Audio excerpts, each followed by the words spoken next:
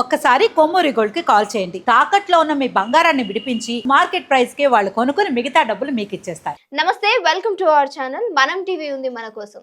So Jagtial జిల్లాలో ఓ దారుణమైన సంఘటన చోటు చేసుకుంది. చెల్లిని వేధిస్తూ ఎవరికైనా చెప్తే చంపేస్తాను అని బెదిరిస్తున్నటువంటి అన్నయ్య. అన్నయ్య అనగానే నిజంగా ఏ బాధ ఉన్నా కష్టం ఉన్నా సరే చెప్పుకుంటారు అంటారు. కానీ ఈ నీచుడు చెల్లితోనే అసభ్యకరంగా ప్రవర్తిస్తూ నువ్వు అమ్మ నాన్నకి చెప్తే నేను చంపేస్తాను అని చెప్పి బెదిరిస్తున్నటువంటి ఓ అన్నయ్య. ఇలాంటి దారుణాలు ఇంకా ఎన్ని చూడాలా అనిపిస్తుంది.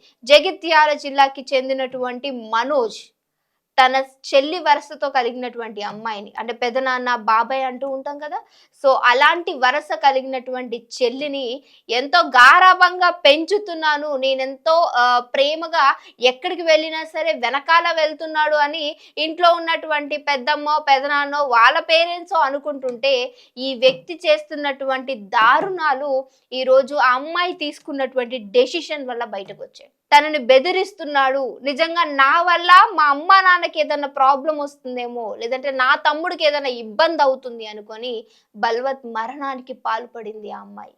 అంటే ఎవరో ఏదో మాట అంటున్నారు అనంటే ఇంట్లో వెళ్ళి చెప్పుకుంటారు, కానీ అంత అన్నయ్య వరస కలిగినటువంటి వ్యక్తే నన్ను ఇలా లైంగిక దాడికి పాల్పడుతున్నాడు అని చెప్తే ఎలా తీసుకుంటారు?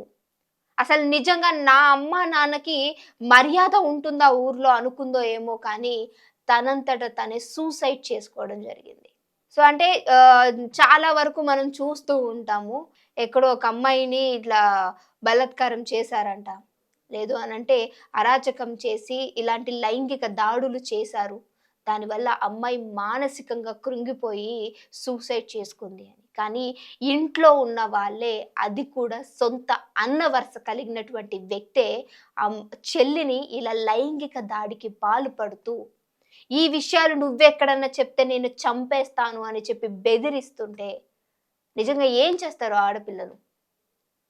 ఏమీ చేయలేక, ఎవరితో చెప్పుకోలేక, కనీసం తల్లిదండ్రులకు కూడా ఈ విషయాన్ని చెప్పుకోలేక బల్వత్ మరణానికి పాల్పడి ఈరోజు ఈ లోకంలోనే లేకుండా అయిపోయింది. అది కూడా తను రాసినటువంటి సూసైడ్ లెటర్ నోట్ ఏదైతే ఉందో దాని ద్వారా బయటకి రావడం జరిగింది.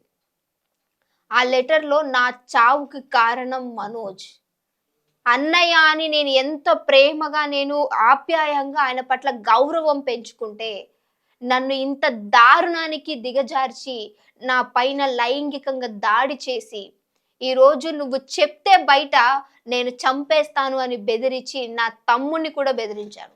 ఈరోజు ఎవరైతే సాయి అనే అమ్మాయి యొక్క తమ్ముడు ఉన్నాడో ఆ తమ్ముడిని కూడా తనకు తెలిసిన కొద్దిపాటి విషయం వల్ల కూడా ఆ తమ్ముడిని కూడా బెదిరిస్తున్నటువంటి మనోజ్ నా తమ్ముడిని ఎక్కడ చంపేస్తాడో, లేదంటే తమ్ముడితో పాటుగా నా తల్లిదండ్రుల వరకు కూడా ఈ విషయం వస్తుంది, నన్నే చంపేస్తానంటున్నాడు, నా తమ్ముడిని చంపేస్తానంటున్నాడు, నా తల్లిదండ్రులను చంపడం అంత పెద్ద విషయం కాదేమో అనుకుందో తెలీదు, కానీ పాపం ఈరోజు తన ప్రాణాన్ని తను తీసుకున్నది. అన్నయ్య వరసతో కలిగినటువంటి వ్యక్తే ఇలాంటి దారుణాలకు పాల్పడుతుంటే ఇంకా అమ్మాయికి ఎక్కడ ప్రొటెక్షన్ అనేది ఉంటుంది? ఇంకెక్కడ సేఫ్గా ఉంటారు వీళ్ళు? ఎవరికి చెప్పుకోలేక ఇంత దారుణంగా తన ప్రాణం తనే తీసుకుంది అని అంటే ఈరోజు వాళ్ళ తల్లిదండ్రులు అయ్యో నా కొడుకు ఇంత దారుణం చేశాడా అని చెప్పేసి చెప్తున్నారు అని అంటే నిజంగా వాళ్ళు ఈయనను కన్నందుకు కూడా తలదించుకున్నటువంటి పరిస్థితి కనిపిస్తుంది.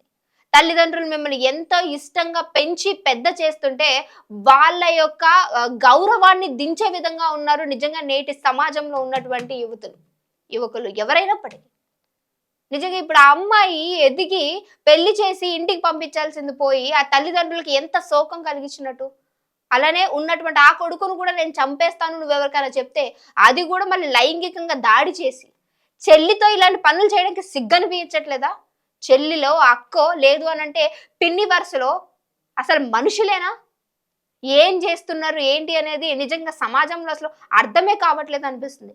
ఒకరిని తిట్టడానికి నా ఏజ్ సరిపోకపోవచ్చేమో, కానీ ఇలాంటి దారుణాలు చూసినప్పుడు ఒక మీడియా తరపున కనీసం చెప్పడానికైనా నాకు అవకాశం కలిగింది అనుకున్నా. నిజంగా ఈరోజు ఆ తల్లిదండ్రులు ఎంత శోకం వాళ్ళకి, నిజంగా ఆయన వాళ్ళ బాధ ఎవ్వరు తీర్చలేనటువంటిది. ఒక్క జగిత్యాల జిల్లాలోనే కాదు, ఎక్కడ చూసినా సరే ఇలాంటి అరాచకాలు ప్రతిరోజు పెరుగుతూనే ఉన్నాయి, కానీ ఎక్కడ కూడా తగ్గుముఖం పడుతున్నట్టు కనిపించట్లేదు. చిన్న పిల్లల్ని, ముసలి వాళ్ళని, ఎవరిని వదిలే పరిస్థితే కనిపించట్లేదు. అసలు మరి ఎందుకు ఇన్ని దారుణాలు జరుగుతున్నాయి, లైంగిక దాడులు ఎందుకు జరుగుతున్నాయి, అత్యాచారాలు ఎందుకు చేస్తున్నారు అనే దానికి నిజంగా ఇప్పటివరకు ఆన్సర్ కూడా ఎవరికి తెలియలేదు.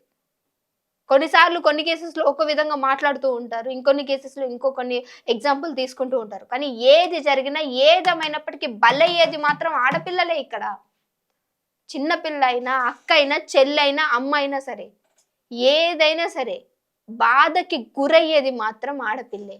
ఆఖరికి ప్రాణం తీసుకునేది కూడా ఆడపిల్లే. లేదు అంటే ఈరే ప్రాణం తీయడానికి వెనకాడరు. నిజంగా ఇంకో 2 రోజులు చెప్పేస్తుందేమో అనిపించుంటే ఈరోజు వీడే, ఈ చండాలపు ఎవడైతే మనోజ్ ఉన్నాడో వీడే చంపేస్తుండేవాడేమో. అమ్మో నిజంగా ఎక్కడ చెప్పేస్తుందేమో అని. ఎంత దారుణంగా తయారయ్యారు అని అంటే నిజంగా రేపటి నాడు ఇప్పుడేమో జగిత్యాల జిల్లా అయింది, రేపొద్దున ఇంకో జిల్లా గురించి మాట్లాడుకుంటాం, మన గ్రామం గురించి మాట్లాడుకుంటాం, మన ఇంట్లోనే మాట్లాడుకుంటాం. మేము మన ఇంట్లో వాళ్ళు చేశారు. ఇప్పుడు ఎవరైతే అన్న ఒక చెల్లిని ఇలాంటి లైంగిక దాడి చేసి వేధిస్తాడు అని ఎవరు అనుకుని ఉండరు. అలాంటి ఓ సంఘటన ఆ ఇంట్లో జరిగిందంటే ఆ ఇంట్లో ఉన్న అందరూ కూడా నిజంగా ఆ వ్యక్తిని ఓహో ఎన్ని రోజులు నా కూతుర్ని ఇంత నీచంగా చూసాడా అని ఆ తల్లిదండ్రులు నిజంగా ఆ వాళ్ళ యొక్క బాధ నిజంగా వర్ణనాతీతం అని చెప్పొచ్చు. ఏ విధంగా మనుషులు బిహేవ్ చేస్తున్నారు, అసలు ఇప్పుడున్న సమాజంలో నిజంగా ఆడపిల్లలు పుడుతున్నారంటే వీళ్ళు అసలు సేఫ్ గా ఉంటారా లేదా అని భయపడే తల్లిదండ్రులు అయితే అసలు ఆ మగ పిల్లలు పుడితే వీళ్ళ వల్ల ఎలాంటి ప్రాబ్లమ్స్ వస్తాయి, వీళ్ళు పెరిగే విధానంలో ఎలాంటి బుద్ధి ఉంటుందని చెప్పి ఆలోచించే పరిస్థితి తల్లిదండ్రులకు వచ్చే అవకాశం ఉంది, కలుగుతుంది కూడా. చెల్లితోటి ఇంత నీచంగా దిగజారినటువంటి ఈ మనోజ్ని ఏమనాలి? వీడి పట్ల మీ అభిప్రాయం ఏంటి? మస్ట్ అండ్ షుడ్గా కామెంట్ చేయండి. ఎందుకంటే సమాజానికి ఇలాంటివి అవసరం. ఎందుకు ఇలాంటివి జరుగుతున్నాయి అని దయచేసి ఇలాంటివి జరుగుతున్నప్పుడు మా ఇంట్లో కాదు కదా అనుకోకండి.